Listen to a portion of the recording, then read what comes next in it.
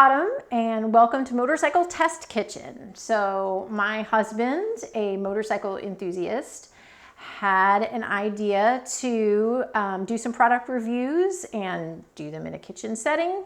And that also gave him the idea to maybe do some cooking. Well, he's the chef in the kitchen and I'm the baker. So I'm gonna take you through a recipe today that we have recently found and enjoyed, and show you all the different steps and have a little fun with it, hopefully too.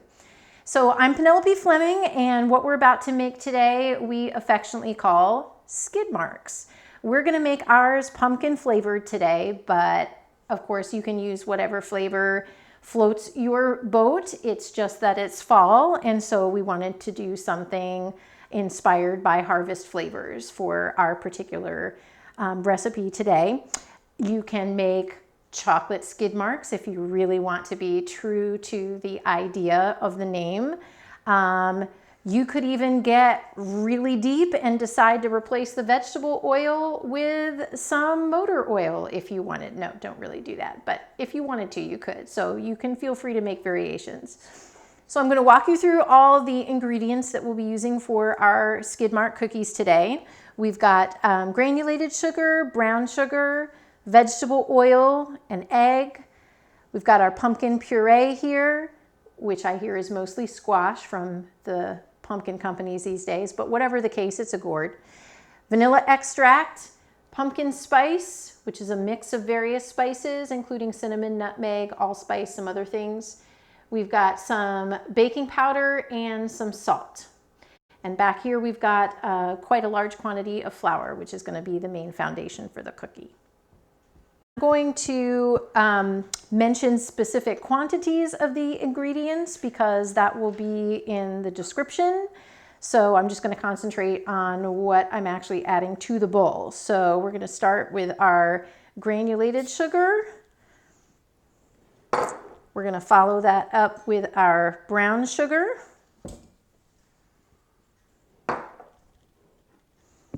We've got our vegetable oil here.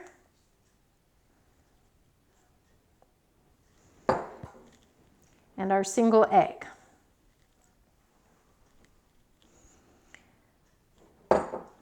Prior to starting this process, we heated our oven to 350 degrees. So that's been working on in the background. Now we're going to whisk these ingredients together while the oven continues to heat up. So you want to make sure that you mix them together enough that you don't have any chunks of brown sugar going on. You want to make sure everything gets incorporated fairly well. Something like that. And then we're going to add a couple more ingredients. This is going to be our pumpkin puree.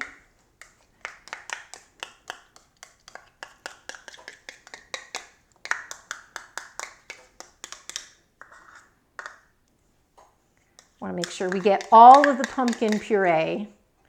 So we're really going to scrape that out. And then our vanilla extract. I always use pure vanilla extract.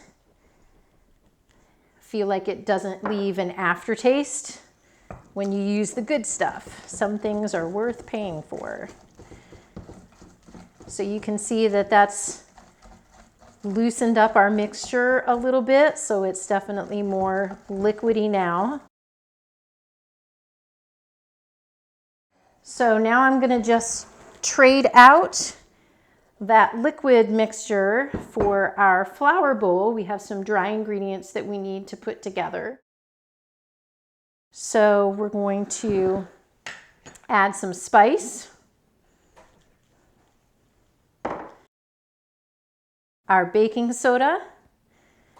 Now, one of the slight adjustments that we made to this recipe was the recipe called for both baking soda and baking powder.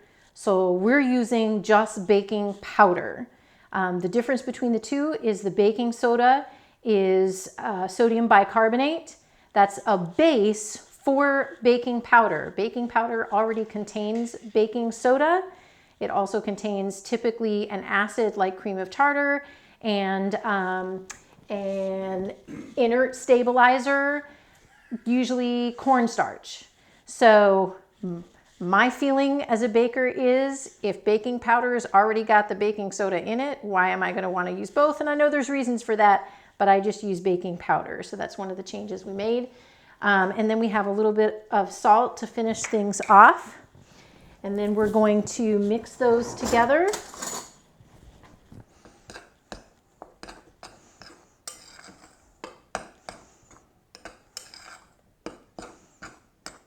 And then those dry ingredients are going to get combined with the wet ones. We no longer need our whisk at this point.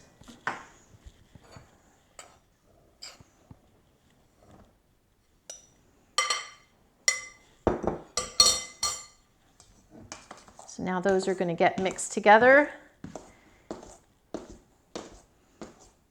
Instead of just sticking the spoon straight in and stirring that way, you can see I'm trying to lift up the wet from the bottom and gradually rotating the bowl to try and get everything incorporated. You notice I am adding a few of this dry stuff to the counter. You can clean it up later. And that's when hubby's going to come along and clean it up, because the rule is whoever does the cooking or the baking, the other person gets the dishes afterwards. So since it was his idea to use all these little bowls for the different ingredients, it's definitely going to be his job to clean all of those up. Awesome. So you can see that the dough has really stiffened now after combining the wet and the dry. And that's the ideal situation that we want for turning this dough into some little balls that will eventually become our baked cookies. All right, so now we get to do the fun part where it's hands-on. So for this part, we're going to be shaping the cookie dough into small balls of dough, which will then roll in our granulated sugar. So we're going to actually put that on some of this on a plate to make it a little bit easier to roll the balls in. As all motorcyclists know, size matters. So Displacement matters. You can go with a larger tablespoon size. If you like to get more bang for your buck and as many cookies out of your batter as you can, you could try for a smaller teaspoon size. That is up to the individual, but you shape that into a ball. And then you're going to roll that in the sugar, and you want to make sure that you coat it on all sides. So quite a bit of rolling is involved. That's going to go on your cookie sheet.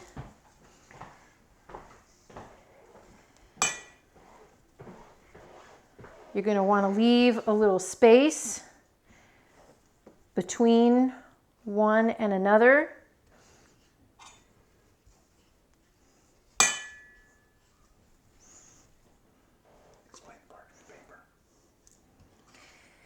I prefer to use parchment paper to put my cookies on because I don't like to clean. So that makes it much easier than having to scrub pans in the sink if you use the parchment paper. This particular parchment paper is really handy because it has markings on it, a little bit of scoring, so that you can cut it to fit your cookie sheet precisely. So you can see we've got enough going down the sheet. Now we're going to start going across the sheet.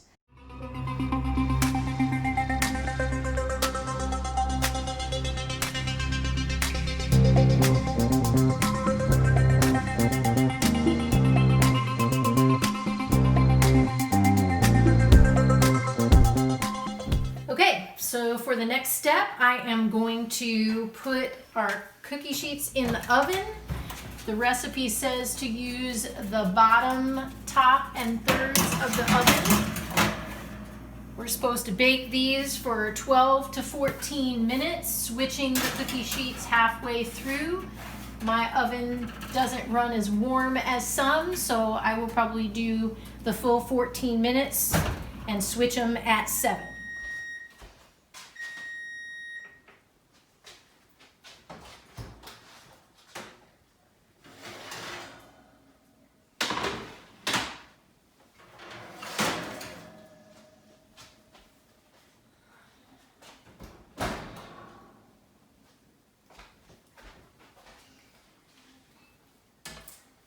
All right, so the timer went off.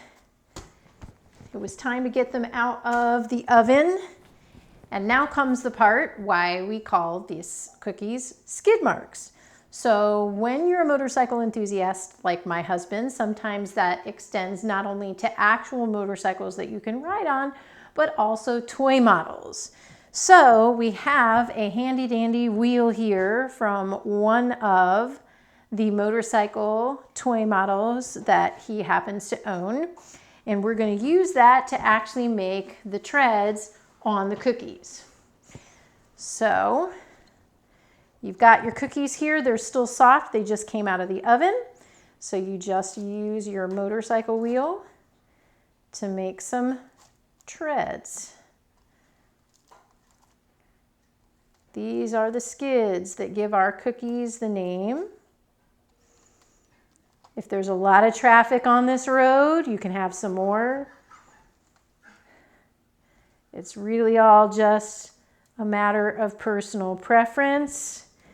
Some of these look like it's been raining for days and there's a lot of mud on the road.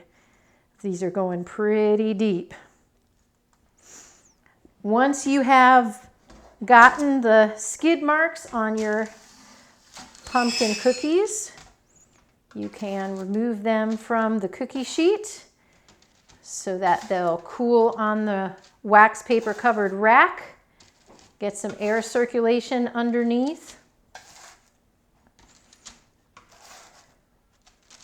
And with a few minutes, you will have pumpkin skid marks to enjoy. And if you're feeling really generous, you can even share them with friends. Pumpkin skid marks. Thanks for joining us in the Motorcycle Test Kitchen.